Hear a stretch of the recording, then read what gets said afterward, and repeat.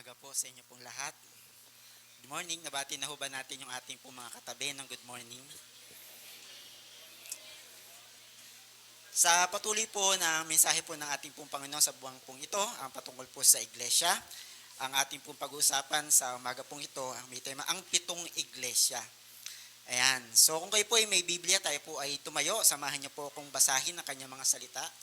Sa Pahayag chapter 1, verse 9 to 11. Pahayag chapter 1, verse 9 to 11. Nasabi po dito, ako'y si Juan, ang inyong kapatid at kasama sa kapighatian at pagtitiis na nararanasan ng mga kabilang sa kanyang kaharian dahil sa pakikipag-isa kay Jesus. Itinapon ako sa isla ng Patmos sapagkat ipinahayag ko ang salita ng Diyos at ang katotohanan ng inihayag ni Jesus. Noon ay araw ng Panginoon at habang nasa ilalim ako ng kapangyarihan ng Espiritu Santo, narinig ko mula sa aking likuran ang isang malakas na tinig na parang tunog ng trompeta. Sabi niya, isulat mo ang iyong nakita at ipadala mo sa 7 iglesia, sa Epeso, Esmirna, Pergamo, Tiatira, Sardis, Philadelphia, at Laodicea. Salamat po sa kanyang mga salita. Muli tayo po ay sama-samang dumulog at manalangin sa ating pong Panginoon. Hallelujah!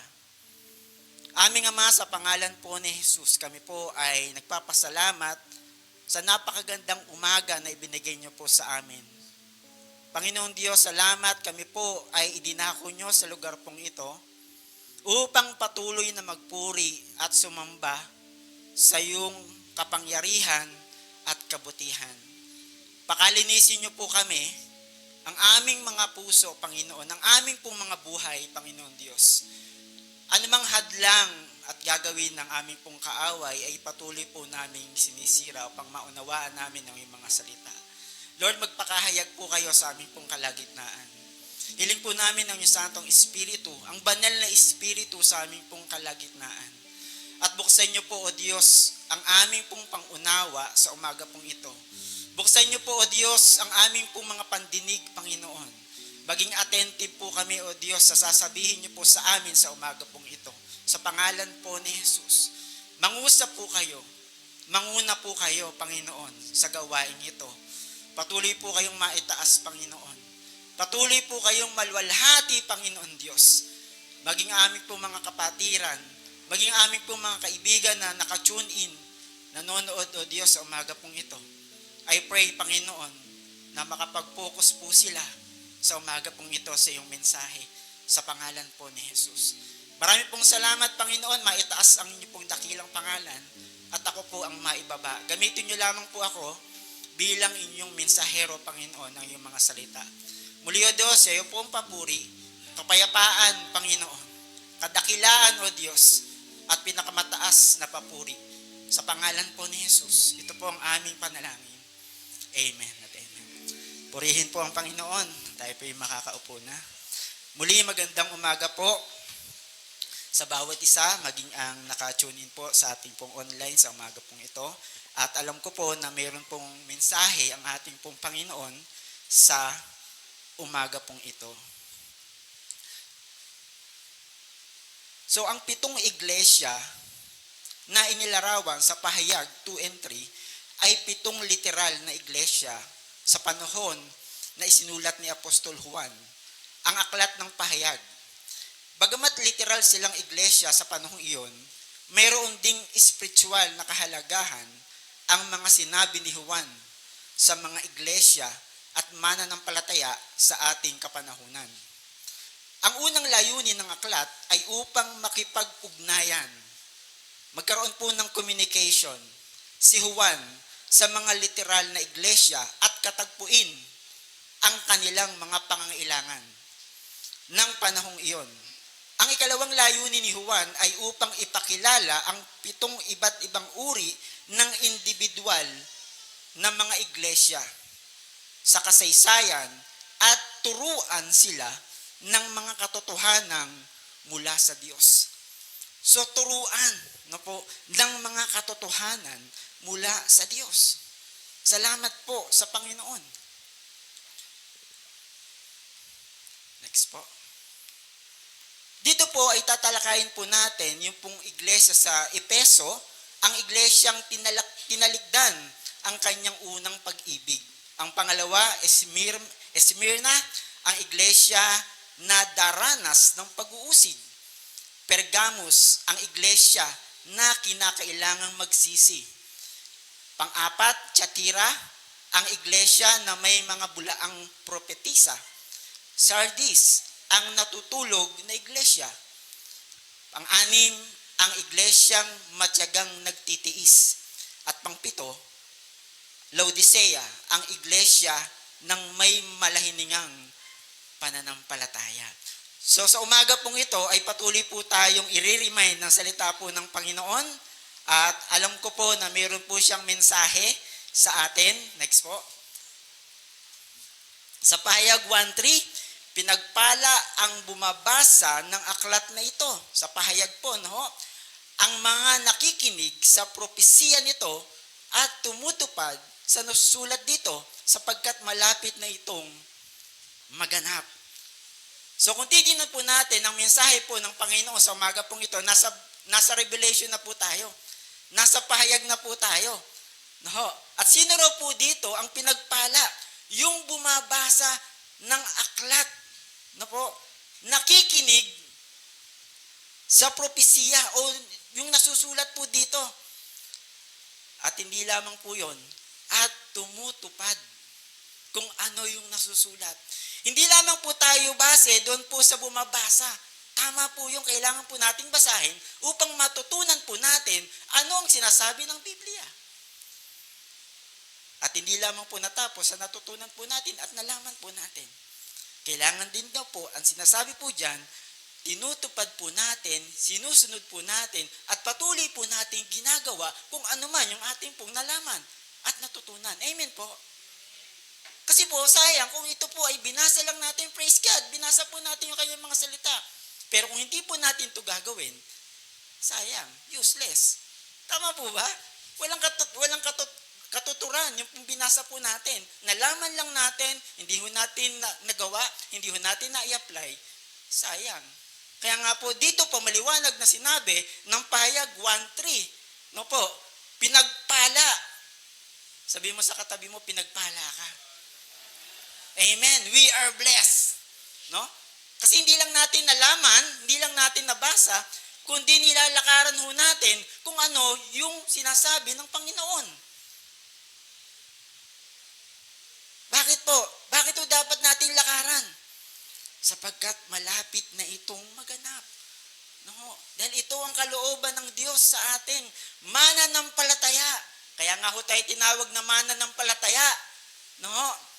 Bagamat hindi pa ho natin nararanasan, nakikita yung dako paroon ng ating pong buhay, pananampalataya, tayo po ay lumalakad ayon po sa kanyang sinasabi sa atin. Malapit nang maganap yung nasusulat sa Biblia. Kaya sa umagang ito, alam ko po na mayroong sasabihin si Lord, may mensahe si Lord sa atin. At handa na po ba tayo? Sabihin mo sa katabi mo, handa ka na ba? Sa sasabihin ng Panginoon sa atin sa umagang ito, sa kanyang paalala sa atin.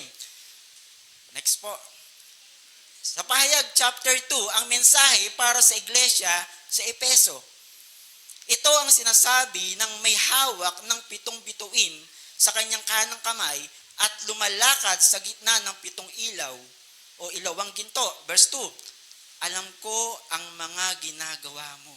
Alam ng Diyos yung ating pagtitiis, yung mga ginagawa natin, ang iyong mga pagpapagal at matyagang pagtitiis. Na po, sabi po dyan, alam kong hindi mo kinukonsinti ang masasamang tao. Tayo po ay lumalakad ayon sa panuntunan ng Diyos. Sinubok mo ang mga nagsasabing sila'y apostol at napatunayan mong sila'y huwad. Alam ko ring matyaga ka. nagtiis ng maraming hirap alang-alang sa akin at hindi ka sumuko. Praise God. Actually, hindi lamang naman to puro negative. May positive din po dito sa sinasabi ng Panginoon. Subalit sa verse 4, may isang bagay na ayaw ko sa iyo. Iniwan mo na ang pag-ibig mo noong una. Ang tagal-tagal mo nang nananampalataya. Pero bakit iniwan mo yung pag-ibig mo kay Lord? Nung una mo siyang nakilala at bumalik ka sa sanlibutan. Hello? Hello? Di ba? Meron ba tayong kilalang ganito? Na iniwan niya na ang kanyang pananampalataya. Iniwan niya na ang kanyang paglilingkod. Pero nung unang nakilala niya ang Panginoon, siya po ay sabik na sabik maglingkod sa Diyos. Sabik na sabik dumalo ng mga gawain. At sabik na maghayag ng salita po ng Panginoon. Sabik na sabik maglingkod sa Diyos nung unang nakilala niya ang Panginoon. Bagay, ganun din sa mag-asawa no? Nung unang nakilala, talagang ang panunuyo, ang tindi. Pero bakit nung lumalaon, nawawala yung alab ng pag-ibig sa minamahal? Hello? Ang tamaan ay patuloy na ibalik ni Lord ang kanilang relasyon. No? Yung unang tamis ng pagkakilala nila sa isa't isa. Sana ganun din tayo sa Panginoon, no? Yung yung alab natin, huwag mawawala. Yung init ng ating pagsunod sa Kanya, huwag mawawala. Na habang tumatagal, ay lalong umiinit ang ating paglilingkod sa Kanya. Hindi yung habang lumalaon ay nanlalamig yung ating paglilingkod sa Kanya. Sabi mo sa katabi mo, hindi ikaw yun. Hindi tayo yun. No? Kung meron man tayong kilala na taong ganon, na nanlamig yung kanyang pag-ibig, tayo yung kakasangkapanin ng Diyos. Tayo po yung magre-remind sa Diyos. Tayo po yung gagamitin ng Diyos upang i-remind sila. Amen po ba? Kasi ayaw ng Lord na merong mahiwalay sa kanyang mga tupa. At dahil ikaw ay mainit sa iyong paglilingkod, tayo yung gagamitin ng Panginoon. Tayo yung magre-remind sa Kanya. Tayo yung kakasangkapanin ng Panginoon to remind them na, kapatid, patuloy tayo sa Panginoon. Amen. Kapatid, patuloy tayong maglingkod sa Panginoon. No? Kasi malapit na siyang dumating. Andiyan yung mga signs. Di ba? Tapos sabi nung sa'yo nung nire-remind mo, naku, puro problema. Parang ayoko na magpatuloy. Tapos sasabihin mo, oo nga Mahirap maka-encourage nung ganun. Ikaw yung na-encourage na huwag magpatuloy. Dapat ikaw yung ma-encourage na magpatuloy sa paglilingkod sa Panginoon. Amen. Kaya tayong tinawag sa body of Christ, kailangan palakasin po natin. No? Palakasin po natin yung ating pagkakilala at pagkaunawa sa kanyang mga salita. Tayo muna ang mapag-init ng ating pananampalataya sa Diyos bago tayo makapagpainit ng iba sa kanilang pananampalataya. Di ba gusto nating paggamit kay Lord? Gusto nating sumunod sa Panginoon? Ito yung pagkakataon. Napatuloy ho tayong paggamit sa Panginoon to be an encourager sa mga nanghihina, sa mga nanlulupaypay. At hindi pa ikaw yung magiging dahilan ng kanilang panlulupaypay. Ang ganda Okay, matyaga, nagtiis sa verse 3, no? Nakita po natin. No? Nagtiis ng maraming hirap, alang-alang sa akin at hindi sumuko. Pero kung malapit na sa finish line, tsaka pa sumuko, malapit na konti na lang. Tuloy na natin, tapusin na natin yung laban. Amen. Konti na lang. No? Kung napanood nyo po yung Facing the Giant, grabe, hindi ko makakalimutan yun, yung Sinasanay po siya, naka-blindfold, tapos po, meron siyang pasampasan, no? Talagang inano nila yung field. Talagang ginapang niya. Malapit na, malapit na, malapit na. Pagod na siya eh. Pero malapit niya ng matawid. Grabe. Napakalaking encouragement na po, nagagamitin po tayo ng Panginoon na po sa kanyang kaluwalhatian. Okay, so dito po nakita po natin na ang mga taga-Epeso po, no, sabi po diyan, iniwan na nila yung pag-ibig nila noong una. Ito po ay reminders din po sa atin. No po, hindi lamang po ito sa iglesia sa Epeso. Baka mamaya dumating yung panahon at dumating yung pagkakataon na tayo man din ay manlamig at iwan po natin ang ating pong pananampalataya at bumaling ulit tayo sa sanlibutan. Ang ganda-ganda na eh. Ang ganda na ng simula eh. Nagpapatuloy sa paglilingkod sa Panginoon eh. Subalit, mayroong mga hulubak, may mga obstacles, may mga hadlang upang tumalikod muli sa Panginoon. Labanan ho natin ang mga bagay na ito kasama ang Panginoon. Sabihin ko sa inyo, hindi ho tayo magiging mananagumpay kung wala si Lord. Hindi ho tayo magiging mananagumpay. Tandaan ho natin yan. Lagi ho tayong magiging talunan. Bakit po? Kasi ang Diyos to eh. Kasama natin si Lord eh. Kung tayo lang mismo, hindi ho talaga natin kayang pagtagumpayan ang mga problemang ito na ating pong dinaranas. Minsan nangyayari, lumalakad tayo, humahakbang tayo yung nasa una. Minsan si Lord nandun sa likuran. Dapat si Lord ita sa unahan. Di ba? At lagi nating naisin, ano yung plano ni Lord sa atin? Sabi ni Lord, dito tayo anak. Dito ka anak. Hindi Lord, diyan ka, dito ako. Amen. Minsan ganun ho eh. Ganun ho yung nangyayari. Lord, diyan ka ha. Basta ako, meron akong sariling plano at desisyon sa buhay. At sa oras na ikaw ay nagkamali sa iyong desisyon, dahil sinunod natin yung gusto po natin, alam nyo po, sa oras ng kabiguan at pagdurusa, dahil sa maling desisyon po natin, nandyan pa rin si Lord. At dalawang kamay na nag-aabang sa atin. Hindi ko ba mabuti ang Panginoon? Minsan sinisisi natin si Lord sa mga pagkakamali natin. Bakit? Si Lord ba yung nagdesisyon doon sa pagkakamali natin? Di ba tayo? Tayo yung nagkaroon ng desisyon doon. Huwag natin sisihin si Lord. Huwag tayo magtampo sa Panginoon. Dahil hindi naman desisyon ng Panginoon yun. At yung gusto ng Panginoon, yun ang hindi natin ginawa. Kaya dumadating sa atin, sa buhay po natin, na tayo po ay nagkakamali. Ano po yung sabi ng salita ng Panginoon? May daang tingin ng tao ay matuwid at maganda, pero ang dulo nun ay kapahamakan at kamatayan. Ang ganda nito, dito ako. Hindi anak, huwag ka dyan. Yung dulo niyan, bangin. Hindi Lord, maganda dito. Nagpatuloy ka because of free will. O, di hinayaan ka ng Panginoon. Salamat nga sa Lord, hindi tayo disusi eh. Diba? Meron tayong free will.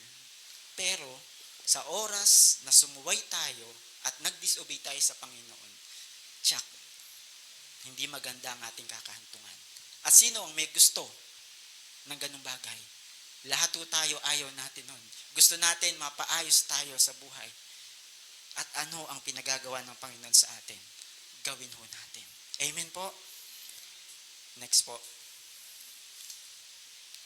Alalahanin mo ang dati mong kalagayan. Wow, ano ba yung kalagayan po natin dati nung na-experience natin si Lord?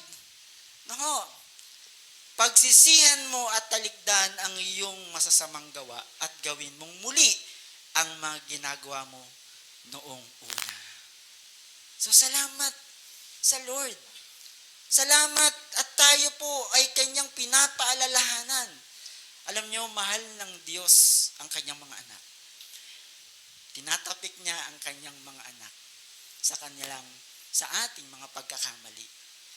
At sino ho ang gusto ng hindi lang ng tapik, kundi palo at sinturon dahil sa sobrang katigasan ng ulo. Ayaw natin nun, masasaktan tayo nun.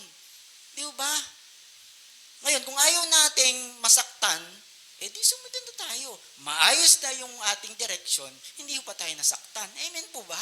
Napakasimple naman ng salita ng Panginoon eh. Pero minsan, bakit ang hirap sundin? Tagalog naman yung ating pinag-uusapan. Hindi naman kung anong lengguwahe. Hindi naman nag-speak in tongues. No? Pero I believe na kung may mag-speak in tongues, may mag-explain po nun. At hindi papayag si Lord na meron siyang plano, meron siyang sinabi na walang mag-explain. At salamat sa Panginoon, Tagalog ang ating pong pinag-aaralan. Di ba? Minsan English na rin.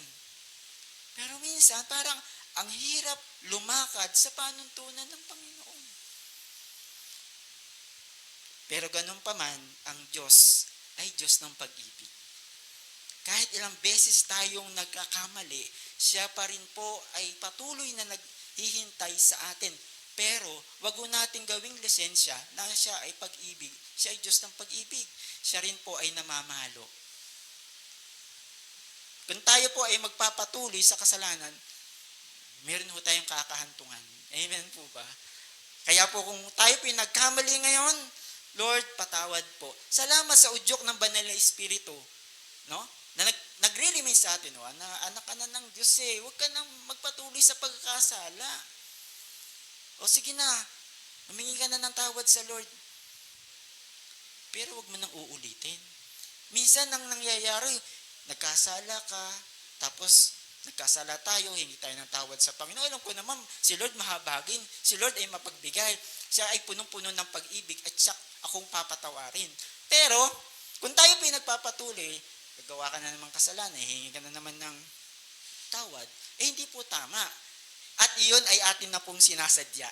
Amen po ba? Ayan. Okay, kapag hindi ka nagsisi, sabi po dyan, pupunta ako diyan at aalisin ko sa kinalalagyan ang iyong ilawan.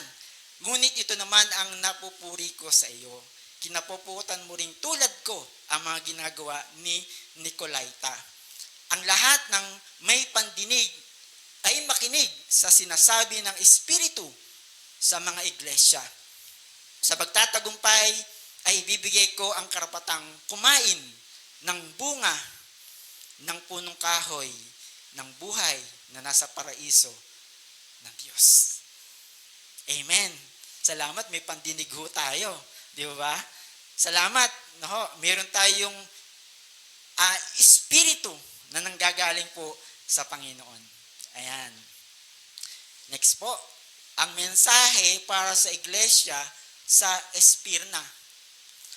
Ito ang sinasabi sa iyo ng simula at wakas, ang namatay at muling nabuhay.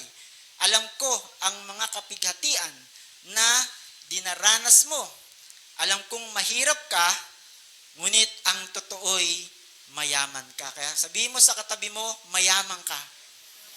Amen! I-claim po natin yan, mayaman tayo. Kung thinking natin, hindi paano yayaman, baon nga ako sa utang, marami akong utang, di babayaran yan. Mababayaran natin yan. Amen? At tayo po, hindi ho tayo tagalupa, tayo po'y tagalangit. Tayo po ay nakikiraan lamang po dito. Mayaman ho tayo. Mayaman ho tayo doon po sa langit. Nalalaman ko rin ang mga paninirang puri sa iyo ng mga nagpapanggap na mga Hudyo.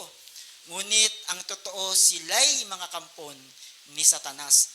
Hindi po ako may sabi po niyan, binabasa ko lang po sa salita po ng Panginoon. Verse 10, huwag kang matakot sa mga pinag-uusig na malapit mo nang danasin. Mayroon talagang pag-uusig. Makinig ka.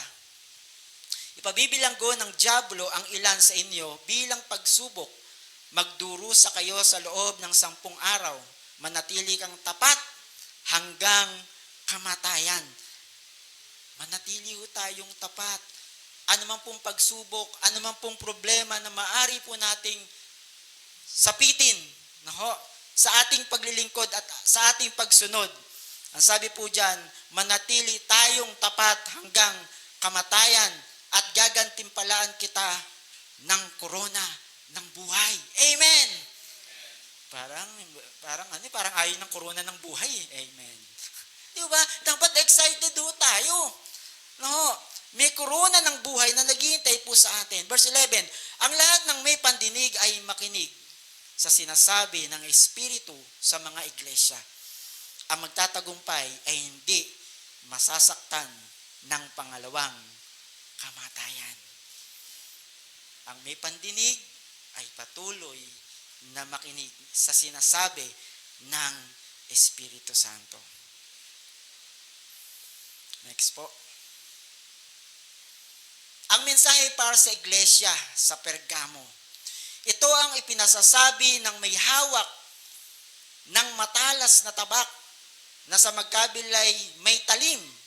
Nalalaman ko kung saan ka nakatira sa lugar na pinaghaharian ni Satanas. Ngunit nanatili kang tapat sa akin. Alam niyo po, kilala po tayo ng Diyos. Sa mga oras na ito, alam niya kung ano nasa isip natin. Alam niya kung ano nasa puso po natin. Kaya nga po, wala ho tayong maitatago at wala ho tayong maililihim sa Diyos. Kung gayon, kung alam ng Diyos ang lahat ng bagay, gawin na ho natin kung ano yung pinakamainam. Hindi mo tinalikuran ang iyong pananampalataya sa akin kahit noong si Antipas na tapat kong lingkod ay patayin dyan sa kalagitnaan ninyo sa bayang tinitirhan ni Satanas. Verse 14, subalit may hinanakit ako sa iyo. Naku, may dinaramdam si Lord. Ano po yun? May ilan sa inyo na sumusunod sa katuruan ni Balaam na nagturo kay Balak upang mahikayat ang mga Israelita na magkasala. Kaya't kumain sila ng mga pagkaing inihandog sa mga Diyos-Diyosan at nakiapid. Okay na sana nanatili na yung katapatan pero may pagdaramdam pa rin ang ating pong Diyos. May ilan daw na sumunod sa katuruan ni Balaam. Sino ba si Balaam? Si Balaam ay isang masamang propeta sa Biblia at kapansin-pansin dahil kahit na siya ay isang masamang propeta, siya ay hindi isang huwad na propeta. Ibig sabihin, narinig nga din Balaam ang Diyos at binigyan siya ng Diyos ng ilang totoong propesiya na sasabihin. Gayunpaman, ang puso ni Balaam ay hindi tama sa Diyos. So yung puso ang tinitingnan ng Diyos. At kalaunan ay ipinakita niya ang kanyang tunay na kulay sa pamamagitan ng pagtataksil sa Israel at pagliligaw sa kanila. So kailangan po natin ng discernment. Alam natin yung patnubay ng banal na Espiritu. Kung meron man magtuturo po sa atin na nalihis sa salita ng Panginoon, wag natin pakinggan. Wag nating sundin. Kasi alam natin ang totoo. Alam natin kung magagalit ba si Lord o hindi. May nagturo. Hindi naman yun ang katuruan ng Panginoon. Ba't natin susundin? Kaya po kung hindi tayo equipped sa salita ng Panginoon, wala sa atin ang discernment, wala ang patnubay ng banal na Espiritu, pwede tayong mailigaw ng ibang turo. Amen? Pwede tayong mailigaw. Kaya napakahalaga ng Bible study. Napakahalaga ng pananalangin at pagdalo sa mga gawain upang tayo po ay maituwid sa ating pong kaalaman. Lumalim tayo sa salita ng Panginoon. Pero may Bible study, ilan ang dumadalo. May prayer meeting, ilan ang dumadalo. Sunday service, pinag-iisipan pa kung dadalo. Pagod ako Nauunawaan naman ako ni Lord. Andiyan pa ho tayo? Sige po, next po. May ilan din sa inyong sumusunod sa katuruan ng mga Nicolaita. Kaya magsisi na kayo't talikuran ang inyong mga kasalanan. Sa verse 16, sinabi po dito, yung pagsisisi, napakahalaga na kung tayo man po ay nagkulang, nagsisisi po tayo. Wala pong perpekto. Amen? Lahat pa rin tayo ay nagkakasala. Lahat pa rin tayo ay nagkukulang. Kaya kailangan po natin si Lord sa buhay po natin. At wala po tayong maipagmamalaki sa Diyos. Kung lahat po tayo ay nagkukulang at nagkakasala, kailangan po nating humingi ng kapatawaran sa Diyos. Amen po? At sa ating paghingi ng tawad at sa ating pagsisisi, kasabay po ditong sinasabi, talikuran na natin ang ating mga kasalanan. Hindi po sapat na tayo po ay humingi lang ng tawad sa ating mga pagkukulang at kasalanan, and yet hindi natin tinatalikuran ang kasalanan. Amen po? Napakalinaw po na sinasabi po diyan sa ating pong binabasa. Kung hindi, pupunta ako diyan sa lalong madaling panahon at pupuksain ko ang mga taong iyon sa pamamagitan ng tabak na lumalabas sa aking bibig. Ang lahat ng may pandinig ay makinig sa sinasabi ng Espiritu sa mga iglesia.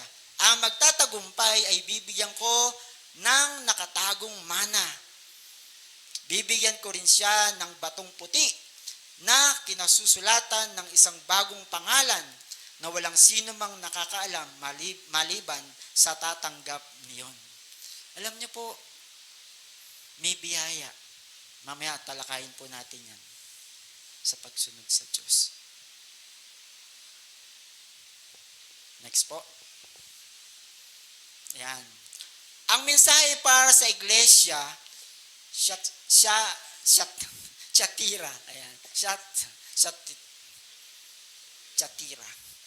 Ayan. Sabi po dito, ito ang sinasabi ng anak ng Diyos na may mga matang parang apoy na nagliliyab at mga paang kumikinang na parang tansong pinakintab.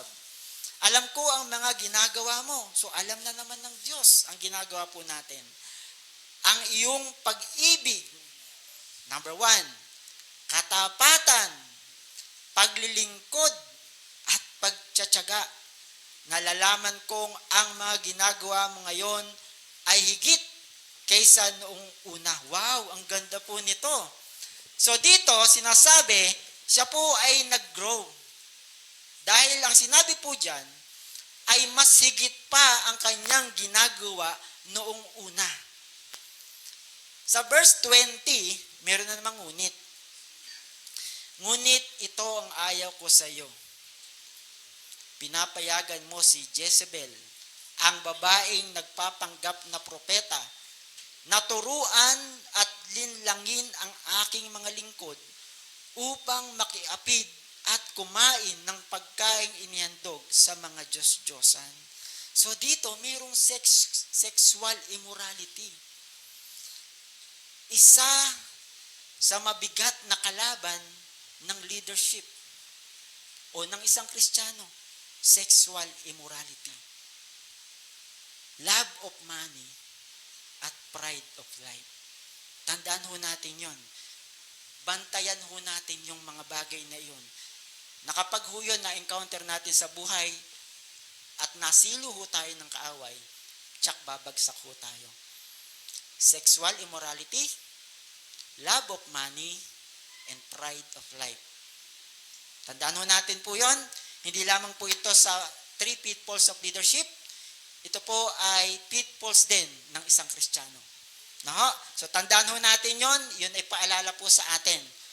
Okay? So yan po ang sinasabi po sa Thyatira. No? Sa iglesia sa Thyatira. No po, na sila po ay nagkaroon ng sexual immorality. Okay? Sabi po dyan, nakiapid. No? At kumain ng pagkain inihandog sa mga Diyos-Diyosan. Next po, verse 21. Binigyan ko siya ng sapat na panahon upang pagsisihan at talikuran ang kanyang pakikiapid. Ngunit ayaw niya.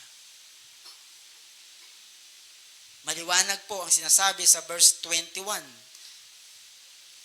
Tapos na ang timeline. Tapos na ang due date. Eto, binigyan ko siya ng pagkakataon. Napakagandang isipin po natin na sa ating pagkukulang, binigyan po tayo ng pagkakataon ng Diyos upang tayo po ay makapagsisi at manumbalik sa Kanya, talikuran ng mga kasalanang ito. Ayaw.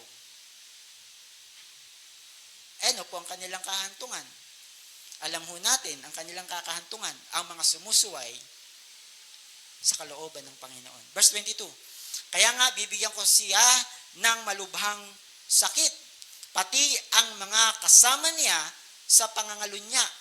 Daranas sila ng matinding kapighatian kung hindi nila pagsisisihan at tatalikuran ang kahalayang ginawa nila sa piling ng babaeng iyan. Papatayin ko ang kanyang mga anak upang malaman ng mga iglesia na sinisiyasat ko ang puso't isip ng mga tao at gagantihan ko ang bawat isa sa inyo ayon sa inyong mga gawa. So merong gagawin ang Panginoon. Kung yan ba ay mabuti, yan ba ay masama, may kakulang ganti sa Diyos ang mga bagay na ginagawa po natin ng hayag o lihim man ito. No? Hindi man marahil merong hindi nakakaalam, gumagawa ng masama, pero ang Diyos wala hong maitatago sa kanyang harapan. Next po. Verse 24, ngunit para sa ibang mga taga-Tiyatira na hindi sumusunod sa katuruan ni Jezabel at hindi natuto, no? Sabi po diyan, ng tinatawag na malalim o malalalim na lihim ni Satanas, ito ang sinasabi ko sa inyo. Hindi ko kayo bibigyan ng ibang pasanin, ngunit panghawakan ninyo kung anong mayroon kayo hanggang ako'y dumating. Anong meron ho tayo sa mga oras na ito?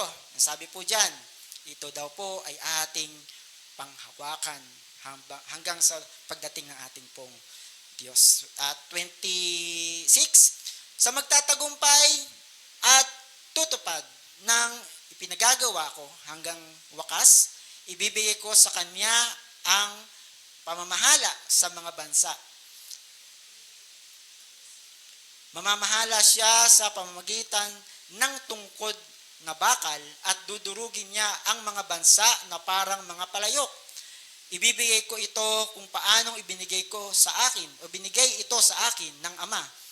Ibibigay ko rin sa mga magtatagumpay ang bituin sa umaga.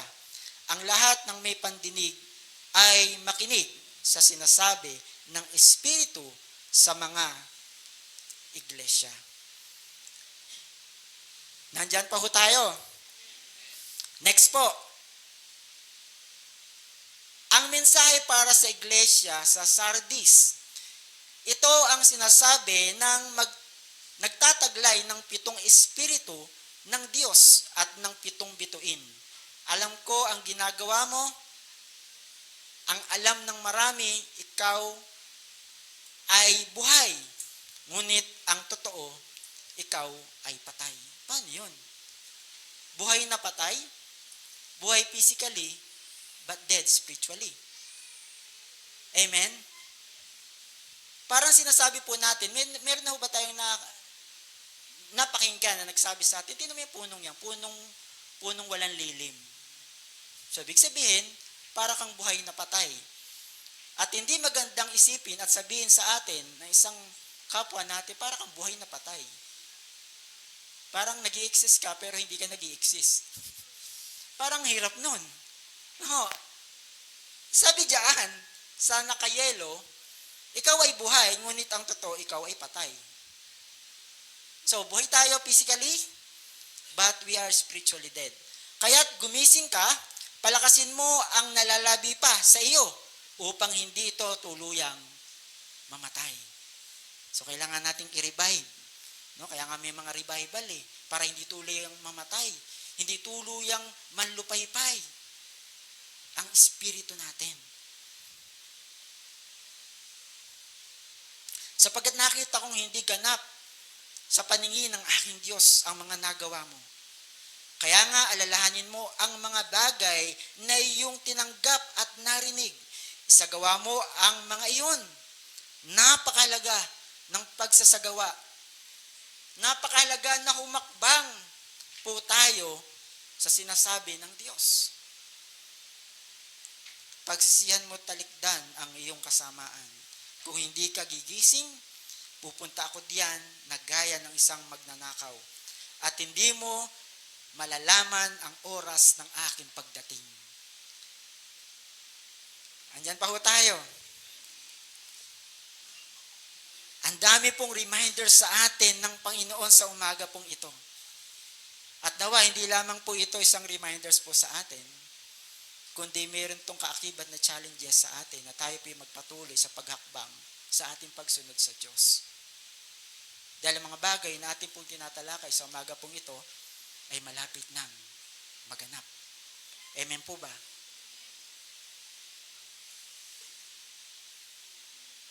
Next po. Verse 4. Ngunit may ilan sa inyo diyan sa Sardis na napananatiling walang dungis ang kanilang damit. Kaya't kasama ko silang maglalakad na nakasuot ng puting damit sapagkat sila'y karapat-dapat. Sabi mo sa katabi mo, karapat-dapat ka. Amen. Ang magtatagumpay, verse 5, ay dadamitan ng puti at hindi ko kailanman buburahin sa aklat ng buhay ang kanyang pangalan. Kaya nga po tayo, nagpe-pray ho tayo, Lord, isulat mo ang aking pangalan sa aklat ng buhay. Amen. At sana po, Lord, sa araw pong iyon, ay matagpuan niyo ang aking pangalan. Sa tuwing eleksyon, tayo po ay pumupunta sa presinto kung saan po tayo boboto at hinahanap po natin ang ating mga pangalan kung tayo po ay nakalista doon at legit po ba tayong bumoto. Amen po? Paano kung wala doon ang ating pong pangalan? Uy, hindi ako makakaboto. Sayang yung isang boto ko. Nawawala yung ating pong right to vote. Amen? At dito ay napakahalaga. Bakit? Kasi buhay na walang hanggan, pinag-uusapan natin dito. Napakahalaga, mawala na po yung pangalan natin sa list of voters, pero wag lang mawala ang ating pangalan sa aklat ng buhay. Amen? Baka mamaya, nandun ka sa list of voters, pero wala naman ang pangalan mo sa aklat ng buhay. Baliktad. Mas gugustuhin ko pa na i-reverse natin. Okay lang, wala yung pangalan ko sa list of botante, okay lang yun. Pero yung pangalan ko nakasulat naman sa aklat ng buhay. Amen po.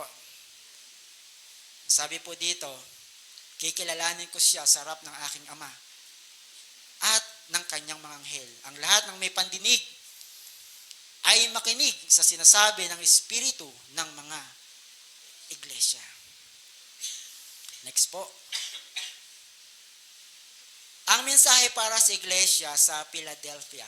Itong sinasabi ng banal at makapagkakatiwalaan ang may hawak ng susi ni David. Walang makapagsasara ng anumang binubuksan niya at walang makapagbubukas ng anumang sinarhan niya. Alam ko ang mga ginagawa mo. Alam kong kaunti lamang ang iyong kakayahan. Ngunit sinunod mo ang aking salita at naging tapat ka sa akin. So yun naman po yung napakahalaga, no? Na tayo po ay sumusunod at may katapatan sa Diyos. Yun po yung mahalaga at napakahalaga sa paningin at sa harapan ng ating pong Diyos. Kaya't binuksan ko para sa iyo ang isang pinto na hindi maisasara ni numan. Tingnan mo, palalapitin ko sa iyo at paluluhurin ang mga kampo ni Satanas na nagpapanggap na mga Hudyo, ngunit hindi naman. At sa halip ay nagsisinungaling. Malalaman nilang minamahal kita. Amen. No? Mahal tayo ng Diyos. No? Minsan tayo nawawala ng pagmamahal sa Kanya.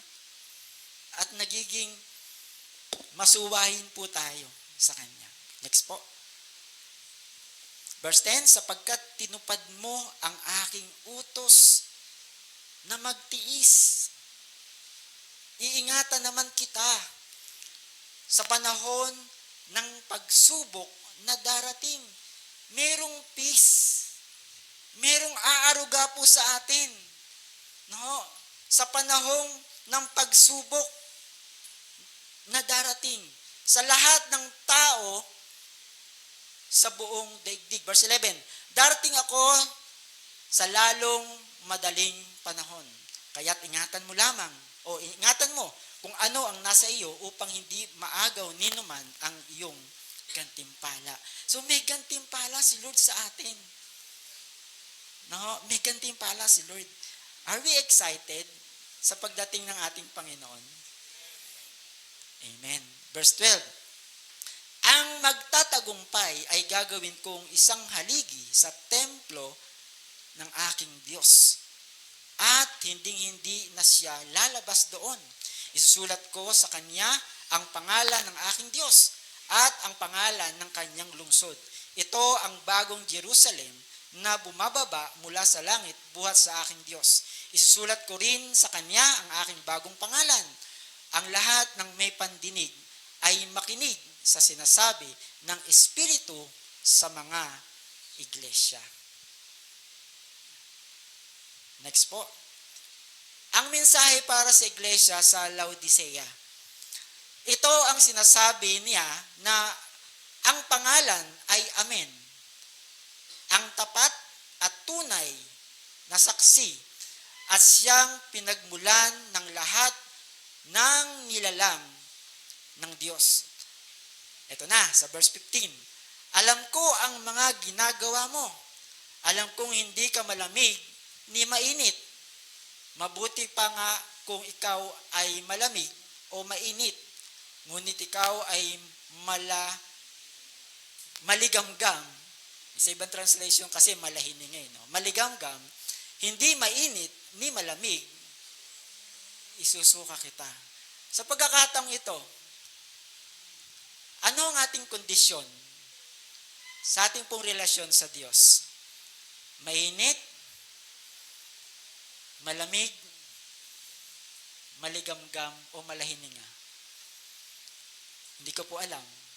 Subalit ang bawat individual at ang Diyos lamang ang nakakaalam po nito. At this morning, sa umaga pong ito, napakaliwanag ng sinasabi po ng Diyos. Kanina pa po sinasabi ng salita po ng Diyos, makinig ang may pandinig sa sinasabi ng Espiritu. No? Sana nga po, matagpuan ho tayo ng Diyos na mainit ang ating pananampalataya sa Kanya. Verse 17, sinasabi mong ikaw ay mayaman, sagana sa lahat ng bagay at wala ng kailangan o kailangan pa. Ngunit hindi mo nalalamang ikaw ay kawawa, kahabag-habag, dukha, bulag at hubad. Verse 18, kaya nga ipinapayo kong bumili ka sa akin ng purong ginto upang ikaw ay maging tunay na mayaman. Bumili ka rin sa akin ng puting damit upang iyong isuot at matakpan ang nakahihiya mong kahubaran. Bumili ka rin sa akin ng gamot na ipapahid sa iyong mata upang ikaw ay makakita. Sabi po, para lang ho tayong basahan sa harapan ng Panginoon. At wala ho tayong may pagmamalaki po sa Kanya. Sana po sa umaga pong ito, tayo po ay patuloy na pinapaalalahanan ng Panginoon kung saan ho tayo dapat. No? Tayo po yung mga anak ng Diyos. Verse 19, next po. Sinasaway ko't pinapalo ang lahat ng aking minamahal. Kaya't maging masigasig ka. Pagsisihan mo talikuran ang iyong mga kasalanan. Ilang beses na rin sinabi rito na pagsisihan po natin ang ating mga kasalanan. No? Talikuran po ang ating po mga kasalanan at tayo po ay patuloy na manumbalik sa ating pong Panginoon. Verse 20, tingnan mo, nakatayo ako at kumakatok sa pintuan. Kung di rin gininuman ang aking tinig at bubuksan ang pinto, papasok ako at kakain akong kasalo niya. Ang magtatagumpay ay bibigyan ko ng karapatang umupo sa katabi ko sa aking trono, tulad ko na tagumpay at nakaupo ngayon katabi ang aking Ama sa kanyang trono. Ang lahat ng may pandinig ay makinig sa sinasabi ng Espiritu sa mga iglesia. Amen po. To conclude yung ating pinag-aaralan or mensahe ng Diyos sa umaga pong ito, next po. Ito po yung kabuuan. Number 1, may ginamit na mensahero ang Diyos, si Juan. Amen. At ako po'y naniniwala na tayo rin po sa ating pong panahunan ay tinawag na mensahero ng Panginoon. Salamat kay Juan, siya po ay sumunod sa Panginoon upang babalaan ang mga taong ito. Tayo rin ay gagamitin ng Panginoon upang babalaan ang mga taong hindi pa nakakakilala sa Panginoon sa kanyang pagliligtas. Next po, number 2. Ang Diyos ay nagbibigay ng babala. Di ba tayo, may mga kaibigan tayo? Kung ayaw natin siyang mapahamak, di ba sinasabihan natin siya? Sinasabihan natin sila, huwag ka nang tumuloy, baka mapahamak ka lang. Huwag ka nang tumuloy, baka may mangyari pa sa iyong masama, hindi maganda. Kasi mahal natin sila eh. Di ba? Kung talagang mahal natin ang ating kapwa, hindi ba natin sila bibigyan ng babala? Na merong buhay na may pagkalayo sa Panginoon at merong buhay na walang hanggan? Hindi ba natin sila iwawarningan na kapag sila po ay dumako sa dakong iyon ng kamatayan at hindi nila natanggap ang ating Panginoon, ay may kapahamakan. Kung concerned po tayo sa kanila, bababalaan po natin sila at tayo po ang gagamitin ng Panginoon. Pangatlo po, nagbibigay siya ng pagkakataon para tayo ay magsisi at talikdan ang mga kasalanan. Maraming pagkakataon na siguro marahil sa atin na binigyan ho tayo ng pagkakataon ng Panginoon. Tinawag tayo ng Panginoon. Pero minsan, patuloy na nagiging matigas ang ating puso. Siguro ito na nga yung tamang pagkakataon para tayo po ay patuloy na sumunod sa Kanya. Next po. Manatili po tayong tapat sa Diyos. Kaya sabihin mo sa katabi mo, manatili kang tapat hanggang wakas. Kasi ang sinasabi ng Biblia, ang manatiling tapat hanggang wakas, ang siyang maliligtas. Amen. No, yun po yun. Next po. Tayo ay tinawag ng Diyos. Napakahalaga ng may tumatawag. Subalit mas higit na mahalaga o mas mahalaga rin na mayroon tumugon sa panawagan. Tama po ba? Kasi may tumawag nga, wala na tumugon. Eh di wala rin. Di ba? Pero tayo naniniwala, kung ang Diyos na tumawag sa atin, ay Diyos na makatarungan, subalit ang kanyang tinawag ay hindi tumugon, Diyos pa rin siya. Walang mawawala sa kanya. Pero yung kanyang tinawag, ngunit hindi sumunod, alam nyo na ho, ang kanyang kakasapitan. Next po. May parusa sa pagsuway. Alam mo natin yan. May parusa sa pagsuway. Ngunit, ang last, may biyaya at pagpapala sa ating pagsunod. Amen po ba? Kanina pa po sinasabi at binabasa po natin, mayroong dalang gantimpala si Lord. At gusto ko lang pong i-testimony po yung nangyari po kahapon sa recognition po ng aming pong anak. Hindi po namin ini-expect na magkakaganon po na nung tinawag po siya, nabigla po kami at kami po ay patuloy na nagpasalamat sa Panginoon na half na lang po ang babayaran sa tuition fee sa grade 5. Amen po.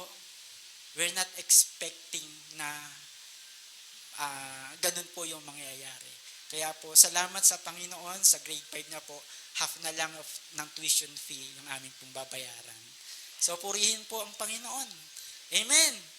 Sinasabi po natin, na po, sa ating pong pagsunod, may biyayang nakalaan sa ating Panginoon. Amen? Tayo po tumayo. Tayo po ay patuloy na magpasalamat sa ating pong Panginoon. Purihin ka, O Diyos. Marami pong salamat, Panginoon. Lord, hindi lamang po kayo mabuti, kundi napakabuti po ninyo sa mga anak po ninyo na patuloy na sumusunod sa iyong kalooban. Sa umagang ito, tayo po ay patuloy na magpasalamat sa ating Panginoon. Lord, maraming salamat po, O Diyos, sa kapahayagan ng inyo po mga salita. Lord, kung kayo po ay may nasabi sa 7 iglesia pong ito, Lord, we are asking, ano ang sinasabi niyo po sa amin pong iglesia, the Lord our Peace Church, Panginoon. At tunay nga, Panginoon, di namin marinig ang mga negatibong ito. Subalit, looking forward, Panginoon, sa mga positibong sasabihin niyo po sa aming pong pagharap po sa inyo. Job well done, my good and faithful servant. Sa aming pong pagtitiis, sa aming pong pagsunod po sa inyo, Lord, sinabi niyo po sa iyong mga salita na wala pong maililingid sa iyong harapan. Lahat ay alam po ninyo. At Lord, sa umagang ito, katagpuin niyo po kami at matagpuan niyo po ang aming po mga puso na patuloy na sumasamba sa iyo. Patuloy na sumusunod po sa inyo, Panginoon. I-bless niyo po ang The Lord Our Peace Church sa panguna po ng aming pong pastor hanggang sa bawat miyembro ng iglesia pong ito. Sa pangalan po ni Jesus, Lord, we declare blessings, Panginoon, sa buhay po ng inyong pong mga anak. Kami po ay naniniwala na kung kami po ay patuloy na susunod, malayo pa ang aming pong mararating. At ito po ay magbibigay ng kaluguran sa iyong dakilang pangalan, Panginoon. Lord, salamat po sa iyong mensahe at dalangin po namin na kami po ay makasunod sa inyo hanggang wakas. Manatili ang aming pong katapatan sa iyong pagkatawag sa aming pong mga buhay bilang inyong mga anak na naglilingkod sa iglesia pong ito. Purihin kayo, O Diyos. Dakilain po kayo at pasalamatan. Patuloy po kayong maitaas sa aming pong mga buhay. Madakila, O Diyos, ang inyong pagliligtas.